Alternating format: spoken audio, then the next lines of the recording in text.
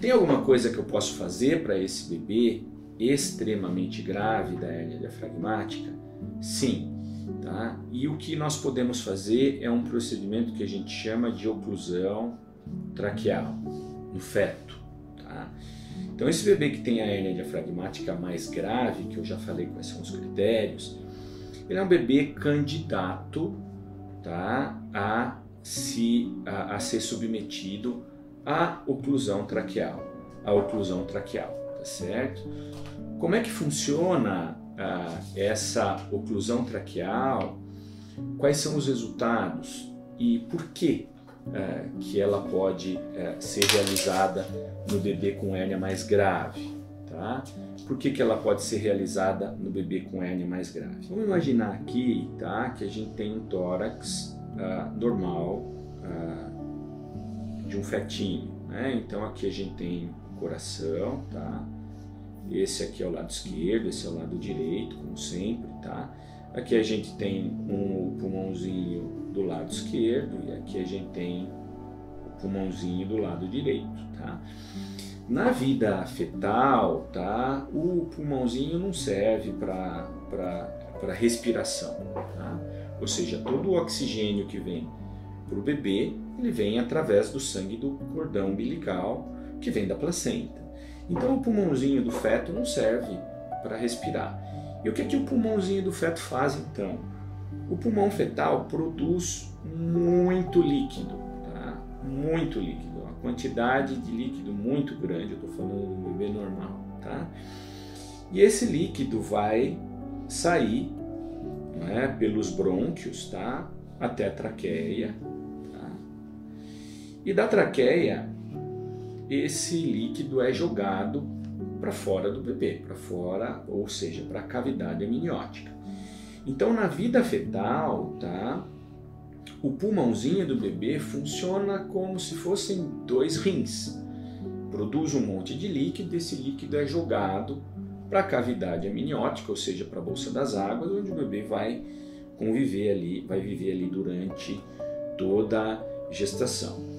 O bebezinho que tem a hérnia diafragmática, tá? Uma hérnia diafragmática esquerda, né? Todo lado esquerdo, né? Do tórax acaba sendo preenchido pelo conteúdo da hérnia. O coraçãozinho do bebê vai ser jogado para o outro lado, para o lado direito. E o pulmãozinho, tá?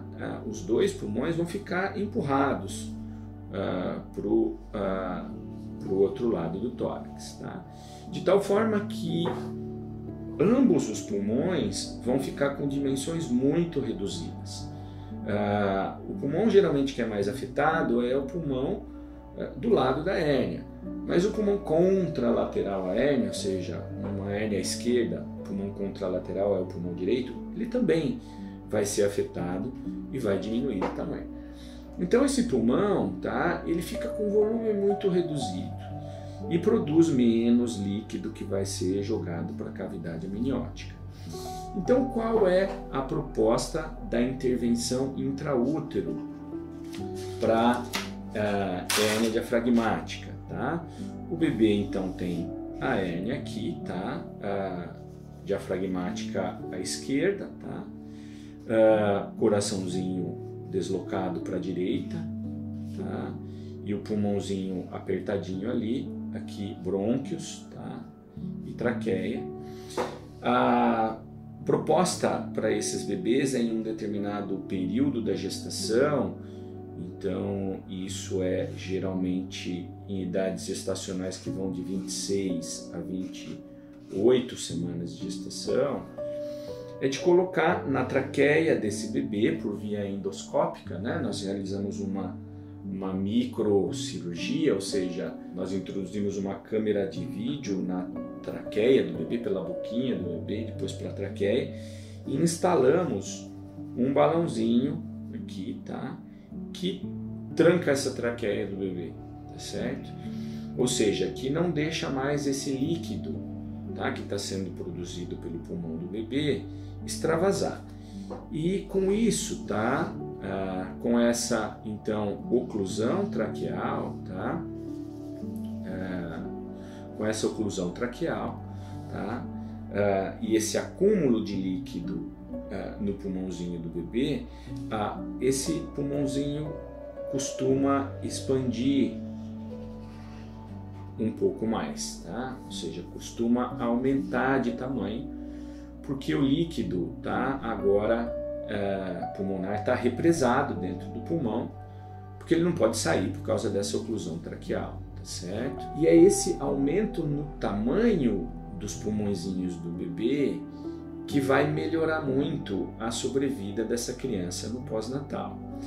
Quando a gente coloca o balãozinho na traqueia do bebê para estimular esse crescimento do pulmão, isso não devolve as estruturas que estão no tórax lá para o abdômen, e isso nem pode acontecer na vida fetal, porque o bebê não aguenta esse tipo de modificação. Logo, a finalidade desse balãozinho traqueal é expandir o tamanho do pulmãozinho desse bebê para melhorar as chances de sobrevida, então, dessa criança. E quais são os resultados dessa oclusão traqueal, então? A gente só está falando de bebês com hérnia diafragmática congênita mais graves, tá? Ou seja, aquelas que o bebê é candidato a uma oclusão traqueal, tá certo? Se o bebê, então, candidato, tá, a uma oclusão traqueal, tá,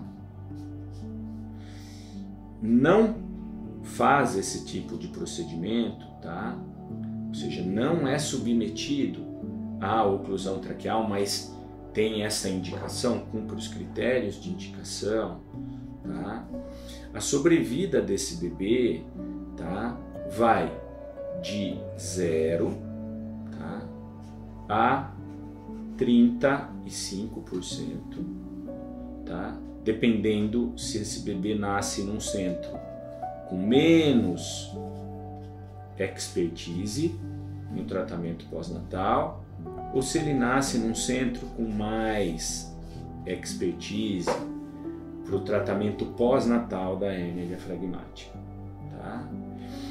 Se o bebê que merece uma oclusão traqueal por outro lado vai para outra oclusão traqueal, tá? Realmente, tá? Oclusão traqueal, sim, tá? Que é feito de 26 a 28 semanas de gestação, tá? Se esse bebê nasce, tá, num centro com menos ou sem experiência no tratamento pós-natal da hérnia, tá, a sobrevida desse bebê, tá, vai ser alguma coisa em torno de 10%, tá? De 10%. Tá? Ou seja, não melhora muito, tá, a sobrevida do bebê. Por quê? Porque o centro de referência que recebe o bebê com hérnia no pós-natal é absolutamente fundamental para o aumento da sobrevida dessa criança. No entanto, se o bebê com hérnia diafragmática grave, que tem indicação de fazer oclusão traqueal, fizer a oclusão traqueal e nascer num centro com muita expertise no tratamento pós-natal dessa hérnia, a sobrevida desse bebê pula de 35% para mais de 60%. Tá? Isso pode parecer que não é tão bom assim, mas é muito bom. Tá? Ou seja, um bebê com hérnia diafragmática muito grave, que não vai para a oclusão traqueal e nasce num centro muito especializado no tratamento pós-natal de hérnia, a sobrevida dele é 35%. Se esse mesmo bebê foi para a oclusão traqueal, a chance de sobrevida desse bebê dobrou, tá? Desde que ele nasça num centro de referência para tratamento pós-natal adequado. O bebê que tem a hérnia diafragmática grave, que vai para a oclusão traqueal e nasce num centro sem experiência nenhuma para tratamento pós-natal, infelizmente é a mesma coisa que a gente não tivesse feito nada para o bebê intraútero. Tá? Ou seja, a mensagem final em relação ao tratamento intraútero, tá? a HDC é o seguinte, tá? Que não adianta, tá, o bebê com hérnia diafragmática grave, tá, fazer somente a oclusão traqueal, tá? Isso é uma ilusão muito grande, tá? Eu tenho recebido pacientes, tá, do Brasil inteiro, tá, que acham que quem vai resolver o problema da hérnia diafragmática grave é o balão traqueal. E isso é uma ingenuidade muito grande, tá? É uma ingenuidade muito grande. Só oclusão traqueal na HDC grave, tá? Sem a assistência pós-natal, o resultado para esses bebês é péssimo, tá? Péssimo, tá?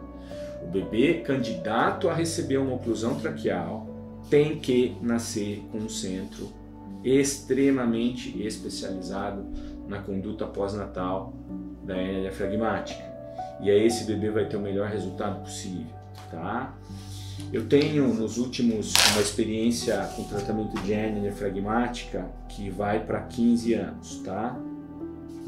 15 anos. E nesse período eu tive a oportunidade de tratar 180 crianças com hérnia diafragmática grave, tá?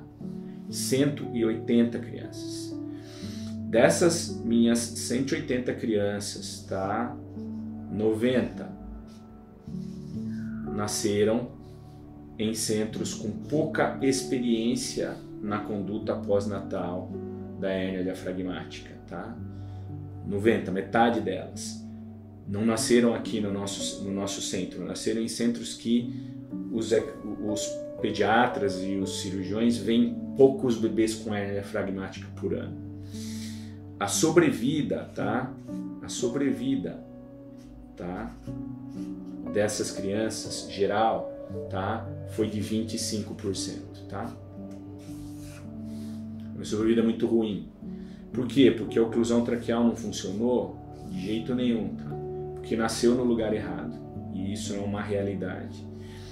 Das outras 90 crianças, tá, que nasceram no nosso centro de referência, tá, que é um berçário acostumado com um volume muito grande de bebês com hérnia diafragmática, tá? Portanto, que acostumado com as complicações, com as condutas mais recentes e com um número de casos que se mantém mensalmente, tá? A nossa sobrevida nesses centros foi de 65%, tá? Então, quase que triplica, tá, a sobrevida de um bebê com hérnia diafragmática se ele segue o caminho que ele tem que seguir, tá? Que é a oclusão traqueal e nascer num centro expert no tratamento das hérnias diafragmáticas. Os nossos resultados, tá? Então, quando a criança vem pra gente com indicação de oclusão traqueal e os pais se propõem a entrar nesse segmento para essas crianças nascerem num centro com expertise muito grande no tratamento da hérnia, esses nossos resultados são iguais aos resultados obtidos nos melhores centros da Europa e dos Estados Unidos, tá? Mas é muito importante a clareza do entendimento dos pais, tá, nesse aspecto. Não adianta imaginar que o que salva a vida de um bebê com hérnia diafragmática grave é um balãozinho que a gente coloca na traqueia desse bebê, tá? Se o bebê tem hérnia diafragmática que é classificável como um quadro mais grave e candidato à oclusão traqueal, o tratamento para esse bebê não é só o balão traqueal, é a oclusão traqueal, tá? Que é feita, de novo, com 26 a 28 semanas.